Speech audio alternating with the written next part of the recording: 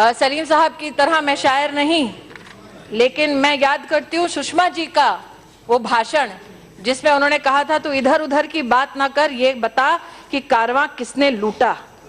और आज इस सदन ने देखा कि जिन लोगों ने कारवां लूटा वही इंसाफ की दुहाई दे रहे हैं। आज मैंने सलीम साहब के अंतिम पंक्ति में ये सुना कि देश एक है तो कानून एक होना चाहिए और इसका समर्थन मैं करूंगा। शायद सदन के इतिहास में पहली बार घुमा फिरा कर ही सही, लेकिन सलीम साहब ने यूनिफॉर्म सिविल कोड का समर्थन किया, इसलिए उनका मैं अभिनंदन करती हूँ। आज इस सदन में 1986 के कानून की दुहाई दी गई। आज इस सदन में 1986 के कानून की दुहाई दी गई। अंग्रेजी में जिसे कहते हैं फिग लीफ, उसके पीछे इंसाफ को छिपाने का दुस्साहस किया गया। 1986 का वो कानून ये कहता है कि इद्दत की मुद्दत तक ही मेंटेनेंस मिलेगा, और सुप्रीम कोर्ट ने कहा था कि आजीवन अगर महिला को छोड़ दिया जाए तो उसे मेंटेनेंस देना पड़ेगा।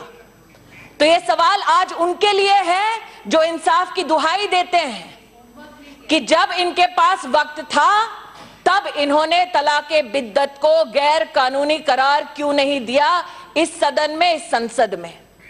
जब इनके पास मौका था तब वो महिलाएं जो प्रताड़ित की जा रही थी तब उनके पक्ष में ये क्यों नहीं खड़े हुए। आज जो लोग कहते हैं कि जल्दी क्या है क्योंकि सुप्रीम कोर्ट फैसला सुना चुकी है, उनसे कहना चाहती हूं कि 477 बहनें आज भी है हिंदुस्तान में जो सुप्रीम कोर्ट की जजमेंट के बाद भी तलाके बिद्दत की शिकार हुई हैं। 477 तो बहुत बड़ी संख्या है महोदय।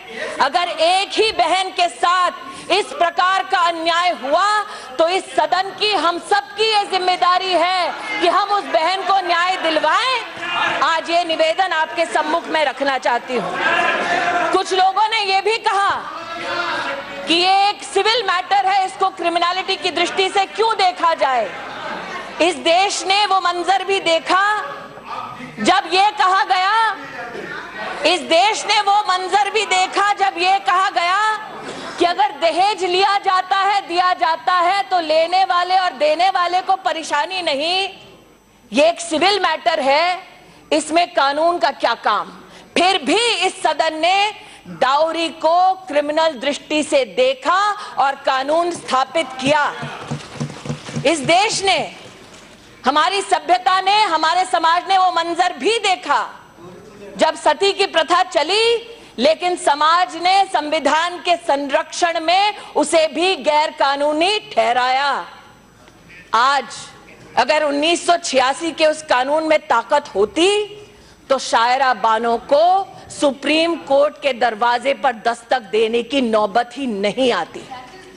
वो लोग जो कहते हैं कि मुस्लिम समाज में शादी तो बस एक कॉन्ट्रैक्ट है, उस कॉन्ट्रैक्ट को, और मैं तो स्तब्ध हूं महोदय कि सलीम साहब को ये लगा कि अगर कुरान में से मीनाक्षी लेखी ने कुछ अंश सदन के सम्मुख सम्मान सहित प्रस्तुत किए तो वो मजाक की बात है।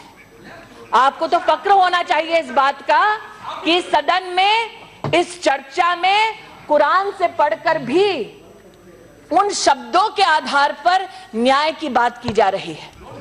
और अगर आप इसे कॉन्ट्रैक्ट की दृष्टि से देखते हैं महोदय, तो यह हिमाकत मैं भी करूं सलीम भाई, वर्स 231 को अगर पढ़ें तो उसमें लिखा है, when ye divorce women and they fulfill the term of iddat, either take them back on equal terms or set them free on equal terms।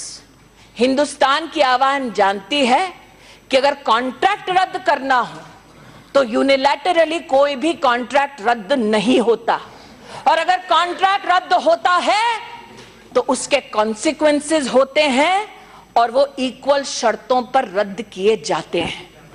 आज वो लोग जो इस दृष्टि से इस चर्चा में भाग ले रहे हैं कि इसको क्रिमिनलिटी की नजर से क्यों देखा जाए, उनसे मेरा विनम्र निवेदन है कि अगर इस्लामिक जूरिस्प्रूडेंस का इतिहास देखा जाए तो दूसरे खलीफ के सामने पहली बार ऐसा केस आया जब पूछा गया एक व्यक्ति से कि आपने क्या इस प्रकार से तलाक दिया है, और जब व्यक्ति ने स्वीकारा तो उस वक्त दूसरे खलीफ के उस वक्त उनको 40 कोड़ों की सजा सुनाई गई। इसका मतलब इस्लामिक जूरिस्प्रूडेंस का इतिहास भी ये बतलाता है कि तलाक़े बिद्दत एक क्रिमिनल एक्ट है अगेंस्ट अ वुमन। आज ये सदन इस बात का फख्र कर सकता है कि सुप्रीम कोर्ट